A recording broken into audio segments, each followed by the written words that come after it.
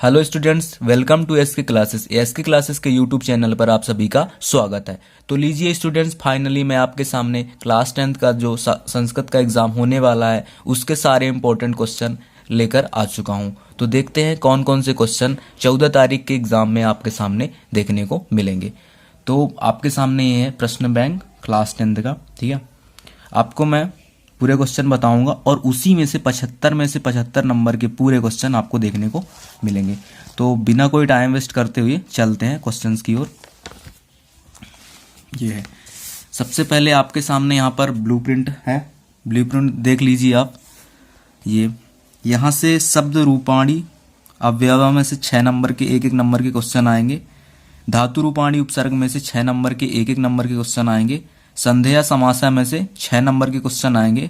इसमें से भी 6 और 6। यहाँ पर ब्लूप्रिंट आप अच्छे से देख लीजिएगा।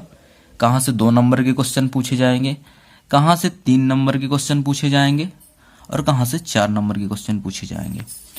तो आपके सामने जैसे अलग अलग सेक्शन में क्वेश्चन दिए गए हैं। सबसे पहला जैसे है अपने पास सही विकल्प। सही विकल्प में से जितने भी क्वेश्चन आएंगे इन 20 क्वेश्चन के अंदर से आ जाएंगे, ठीक है।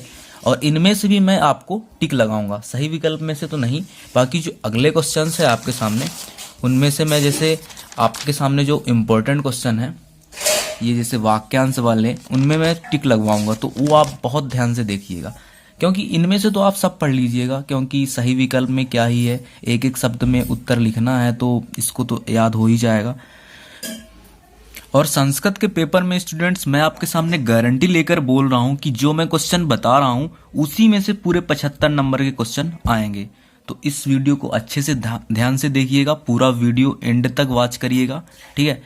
ये देख लीजिए आप, इसका स्क्रीनशॉट ले लीजिएगा।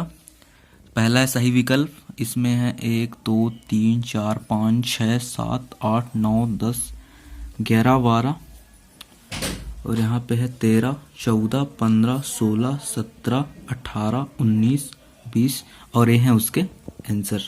अच्छे से आप स्क्रीनशॉट ले लीजिएगा, उसको अच्छे से पढ़िएगा, ठीक है। क्योंकि ये सही विकल्प है, इसको समझाने की कोई ज़रूरत नहीं है। मेरे हिसाब से आप पढ़कर समझ जाएंगे, याद कर लीजिएगा। 14 तारीख के एग्जाम में इन्हीं में से क्वेश्चन आपको देखने को मिलेंगे। दूसरा है रिक्त स्थान। रिक्त स्थान में से ये 7 क्वेश्चन इधर हो गए, इसके आंसर आगे मिलेंगे आपको यहां पर, ठीक है। आपको लगेगा मैं पूरा का पूरा बता रहा हूं, नहीं, पूरा का पूरा मैं नहीं बताऊंगा। आगे मैं कुछ इंपॉर्टेंट भी टिक करवाऊंगा, जैसे गद्यांश पद्यांश में से जो अर्थ निकालने वाले होते हैं, उसमें से जो क्वेश्चन आंसर वाले होते हैं, या फिर जो निबंध वाले क्वेश्चंस होते हैं, उनमें से मैं पूरे इंपॉर्टेंट बताऊंगा। वही के वही क्वेश्चन आपको एग्जाम में देखने को मिलेगा। जैसे उसमें 6-7 दिए रहते हैं, तो मैं उसमें से 3 या 4 ऐसे टिक करवाऊंगा जो कि एग्जाम में आपको देखने को मिलेंगे। तो ठीक है, ये हो गया आपका रिक्त स्थान।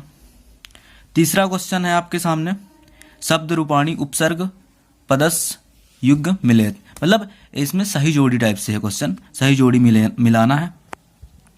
ये होगा और ये हो गया आपका आंसर सही जोड़ी का पूरा। 15 क्वेश्चन है सही जोड़ी में, उनके आंसर एक के सामने एक लिखे हुए हैं, ठीक है। चलते हैं अगले क्वेश्चन की ओर। अगला क्वेश्चन है आपके सामने एक शब्द में उत्तर देना है, ठीक है। एक शब्द में उत्तर देना है। वादा मतलब ये क्वेश्चन हो गए अपने 15 और इसके सारे के आंसर ये हैं अपने सामने, सारों के आंसर ये हैं। ध्यान से देख लीजिएगा, स्क्रीनशॉट ले लीजिएगा, बहुत अच्छे से पढ़िएगा, क्योंकि 14 तारीख के एग्जाम में इनमें से ही क्वेश्चन आपको देखने को मिलेंगे। अगला क्वेश्चन हो गया आमना, मतलब सत्य असत्य टाइप से है, बताना है इसको। वाक्य लिखे हैं, उनके सामने आपको सत्य असत्य इनको पढ़ के बताना है। तो ये देख लीजिएगा, इनके आंसर 15 क्वेश्चन है, ठीक है। अगला हो गया अपना एक वाक्य में उत्तर लिखना है, ठीक है। क्वेश्चन नंबर 6 से 11 में एक वाक्य में उत्तर आएंगे, ठीक है। एक वाक्य में उत्तर लिखना है। इसके आगे अपने पास 15 क्वेश्चन और इन सब के आंसर यहां पर मेंशन किए हुए हैं, ठीक है। ठीक है, यहां से स्क्रीनशॉट ले लीजिएगा आप पॉज करके वीडियो। अगला क्वेश्चन आ गया आपके सामने, वाक्य को परिवर्तन करना है। जैसे गुणी गुणा जातिता, इसको बहुवचन में परिवर्तित करना है। ठीक है, और मैंने टिक भी लगाया है, वो कुछ इंपॉर्टेंट है, पर ऐसे इसको पूरा रीड करिएगा। इनको जो टिक लगे हैं उनको बहुत अच्छे से पढ़िएगा, क्योंकि इनके पूछे जाने की संभावना बहुत ज़्यादा है। गुणा गुणी जातिता बहुवचन में परिवर्तित करना है। तीसरा हो गया मृगा मृगे सह अनुप्रजति, एक वचन में बनाना है इसको। छठा क्वेश्चन है तेन फलानी खाद्यंते, कृतवाच्य में परिवर्तित करना है। 10वां क्वेश्चन है लताया गीता गायती, कृतवाच्य में परिवर्तित करना है। ठीक है, अगला क्वेश्चन हो गया अधोलिखित सर्वेषु का के प्रति कथ्यते। ठीक है, इसमें आप मतलब वाक्य में किसने किससे कहा ये दिखा है। ये है अपने सामने 10 क्वेश्चन, 10 के आंसर पूरे यहाँ पर आपको मिल जाएंगे, पूरे 10 के आंसर। स्क्रीनशॉट ले लीजिए। ठीक है, ये हो गया क्वेश्चन नंबर 14। क्वेश्चन नंबर 14 ठीक है, ये हो गया इकाई 16। अशुद्ध वाक्य इसमें बताना है। अशुद्ध वाक्य मतलब जो उसका अशुद्ध वाक्य है उसमें संशोधन करना है, मतलब अशुद्ध वाक्य को शुद्ध वाक्य में परिवर्तित करना है। इसके हो गए आपके सामने 10 क्वेश्चंस, उसके आंसर ये रहे।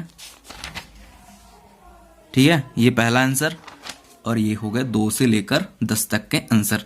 तो लीजिए फ्रेंड, फाइनली आपके सामने अब आएगी काम की बात, क्योंकि अभी तक तो मैंने पूरे के पूरे आंसर्स आपको बता दिए, क्वेश्चन मतलब पूरे के पूरे याद करने के लिए आपको बताए हैं, पर इनमें से मैं आपको इंपॉर्टेंट्स बताऊंगा। आगे वाले क्वेश्चन में मैं आपको इंपॉर्टेंट बताऊंगा। ठीक है, तो क्वेश्चन नंबर 16 जैसे ये वाला क्वेश्चन है गद्यांश प्रश्नानी, गद्यांश दिया रहेगा, उसको पढ़ के क्वेश्चंस दिए रहेंगे, उनके आंसर आपको लिखना है। ठीक है, तो इसके क्वेश्चन कितने हैं 1 2 3 4 और ये 5 क्वेश्चन है, पर आपको मैं 3 ऐसे क्वेश्चन टिक करवा रहा हूं जो कि एग्जाम में आएंगे। तो आप इन तीनों को बहुत अच्छे से कर लीजिएगा। आप ये बाकी के 2 करें या ना करें आपके ऊपर है, आपको करना हो तो कर लेना, बाकी इन 3 क्वेश्चन में से आपको एग्जाम में से ही देखने को मिल जाएंगे। ठीक है, तो पहला है ये, इसका स्क्रीनशॉट ले लीजिएगा। फिर ये तीसरे वाले का स्क्रीनशॉट आंसर सहित, और ये 5वें वाले का स्क्रीनशॉट आंसर सहित ले लीजिएगा। ठीक है, ये हो गया गद्यखंड से। अब पद्यखंड से भी सेम आएगा, पद्यखंड में पद लिखा रहेगा और क्वेश्चन दिया रहेगा, उनमें से आपको छांट कर आंसर ढूंढ के बताना है। इसमें से पहला लिख लीजिएगा, इंपॉर्टेंट है ये। इसके बाद तीसरा इंपॉर्टेंट है, इसके बाद 5वां इंपॉर्टेंट है। स्क्रीनशॉट ले लीजिएगा, बहुत अच्छे से रीड करना, एग्जाम में यही का यही आएगा। अब अगले चलते हैं, नाट्यांश प्रश्नानि उत्तराणि लिखता। ठीक है, इसमें से दूसरा क्वेश्चन, तीसरा क्वेश्चन, दूसरा और तीसरा क्वेश्चन, इसमें से अच्छे से करके जाना। अब आ गया अगला, रिक्त स्थान पूर्ति करता। ठीक है, रिक्त स्थान की पूर्ति करना है। इसमें से आपके सामने 10 क्वेश्चन है, 10 के 10 आप बहुत अच्छे से कर लेना। इसमें से इंपॉर्टेंट क्या बताऊं, एक एक शब्द में आंसर है, याद कर लेना। ठीक है, क्वेश्चन नंबर 20 है, फिर इकाई 20। इकाई 20 में आ गया आपके सामने, इकाई 20 में आपके सामने 9 है, 9 है, तो 9 के 9 आपको अर्थ बताना है उनके। तो एक एक बार इसको अच्छे से रीड कर लीजिएगा। फिर भी मैं आपको यहाँ पर टिक लगवा देता हूँ, दूसरे के बाद पहला भी। ठीक है, जिसको टिक लगवा रहा हूँ बहुत अच्छे से करना। ये हो गया 5वां, 6ठा और ये हो गया 9वां।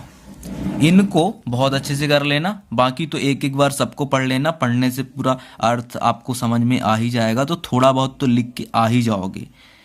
ठीक है, और थोड़ा बहुत अच्छे से बनाकर लिख दोगे तो पूरा नंबर मिलेगा। अर्थ निकालने वाले क्वेश्चन हैं। अब आ गया आपके सामने पत्र लेखन। पत्र लेखन में आपके सामने 4 हैं, 4 में से मैं 2 ऐसे क्वेश्चन बता दूंगा, पत्र बता दूंगा जो कि एग्जाम में डेफिनेटली आएंगे आपके सामने। इसमें से पहला पत्र है अवकाश के लिए प्रार्थना पत्र लिखना है। ठीक है, दूसरा है मित्र के लिए पत्र लिखना है। तीसरा है पिता के लिए। चौथा है पुस्तक प्रकाशन हेतु पत्र लिखना है। तो इसमें से जो पहला है और चौथा है, पहला अपना है अवकाश के लिए और दूसरा है पुस्तक के प्रकाशन के लिए। इन दो पत्रों को बहुत अच्छे से करके जाइएगा। अगला इकाई है आपके सामने 22। 22 में क्या है, अपठित गद्यांश दिया हुआ है, उनके प्रश्न दिए हुए हैं, उनका उत्तर आपको बताना है। तो इनमें से दूसरा गद्यांश टिक लगा लो। उसके बाद तीसरा देख लो, ये तीसरा देख लो। तीसरे के बाद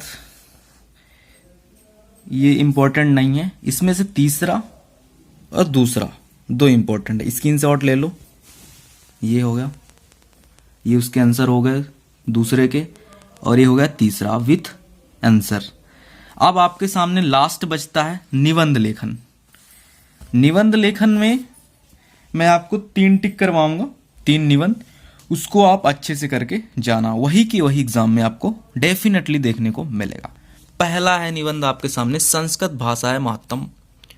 ये ले लो स्क्रीनशॉट इसका, या अपने से कुछ जोड़कर भी लिख सकते हो यदि आपको आता है तो।